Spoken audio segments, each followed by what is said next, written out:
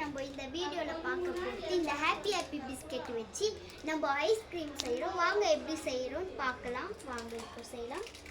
இந்த பாருங்க, நான் 2 பேக்கெட் எடுத்துக்கிறேன். 5 ரூபாய். உங்களுக்கு எவ்வளோ பேக்கெட் தேவைப்படுதோ அவ்வளோ பேக்கெட் நீங்கள் வச்சு செய்யலாம். இப்போ வாங்க நான் பிச்சு ஒரு மிக்ஸி ஜாரில் ஆட் பண்ணிக்கலாம். நம்ம நான் 2 பேக்கெட் எடுத்து ஆட் பண்ணிக்கிறேன் மிக்ஸிக்கு.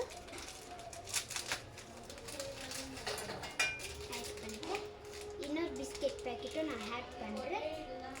உங்களுக்கு எவ்வளோ வேணாலும் சேவ் பண்ணிக்கலாம். பிஸ்கெட் பேக்கெட்டு பிக்க முடியல,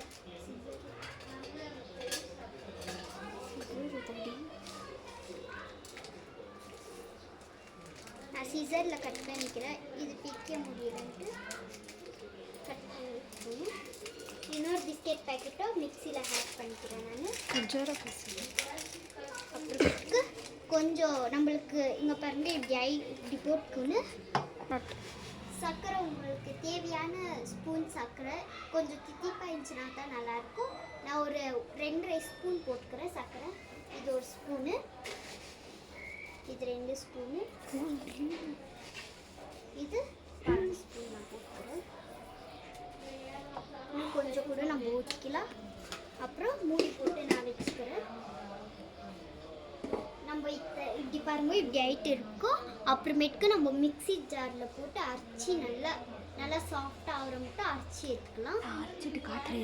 அரைச்சிட்டு நான் காட்டுறேன் உங்களுக்கு. நான் இப்போ அரைச்சிருக்கிறேன், எடுத்துக்கலாம். எப்படி வந்துக்குதுன்னு நீங்களும் பார்க்கணும்.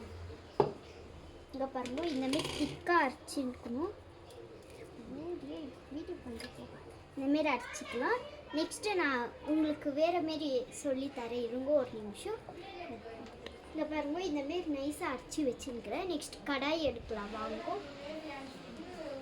இந்தமாரி எடுத்துக்கோங்க. நெக்ஸ்ட்டு ஸ்டவ் ஆன் பண்ணிக்கலாம். நம்ம இப்போ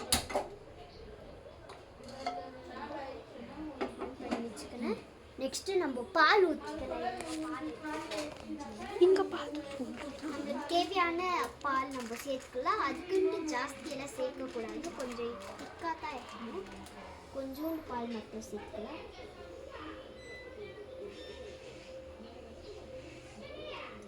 நம்மளுக்கு இவ்வளோ பால் போதும். நெக்ஸ்ட்டு அவ்வளோ உங்களுக்கு நிறைய பால் வேணும்னாலும் சேர்த்துக்கலாம். நான் எனக்கு 2 பேக்கெட் போட்டுக்கிறதுனால கொஞ்சம் கொதிக்க விடலாம். நம்ம ஒரு 2 நிமிஷம் நம்ம கொதிக்க விடலாம். நெக்ஸ்ட்டு இதில் பார்க்கலாம். இங்கே பாருங்க, இந்தமாரி தவாவில் இப்படி கொஞ்சம் மீடியம் சைஸ்லேயே வச்சுட்டு நம்ம நல்லா கலாரிக்கணும். இவ்வளோ இருந்தால் போதும். நெக்ஸ்ட்டு வாங்க, நம்ம அரைச்சி வச்ச பிஸ்கெட்ஸ் எடுத்துக்குன்னு அதுக்கு ஆட் பண்ணிக்கலாம். இது கொச்சி இது பாலில் இதை ஆட் பண்ணிட்டு கொஞ்சம் கொஞ்சமாக போட்ட கலருங்கோ, இல்லைன்னா திக்காக அப்படியே உக்காந்துடும். கலாரிக்குனே இருக்கணும், அப்போ தான் கொஞ்சம் இதுவாக இருக்கும்.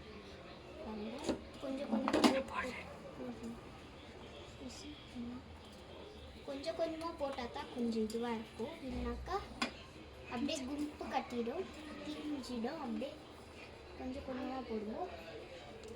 நம்மளுக்கு பால் பத்தலைன்னா கூட இன்னும் கொஞ்சம் சன்டரில் கூட நம்ம ஊற்றிக்கலாம். நல்லா திக்காக இருக்கணும்.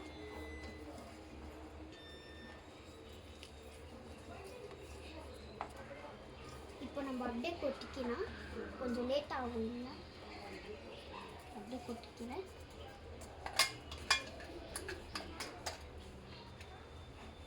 இன்னும் கொஞ்சம் பால் ஊற்றிக்கிறேன். நான் ஊற்றுறப்போ கொஞ்சம் ஜாஸ்தி ஊற்றினா நல்லா இருக்கும். நான் இன்னும் கொஞ்சம் பால் ஊற்றுறேன். இங்கே பாருங்க, நான் பால் ஊற்றிக்கிறேன். எனக்கா ரொம்ப கெட்டியாயிடுச்சுன்னா கொஞ்சம் தான் வருவாங்க கேக் ஐஸ்கிரீமு. நம்ம இந்த கேக்காக கூட நம்ம ஆட் பண்ணிக்கின்னு டெக்கரேஷன் எல்லாம் பண்ணலாம். நல்லா டேஸ்ட்டாக இருக்கும். நல்லா இதுவாக இருந்தால் தான் கொஞ்சம் இதுவாக இருக்கும். மிக்ஸ் பண்ணிக்கணும்.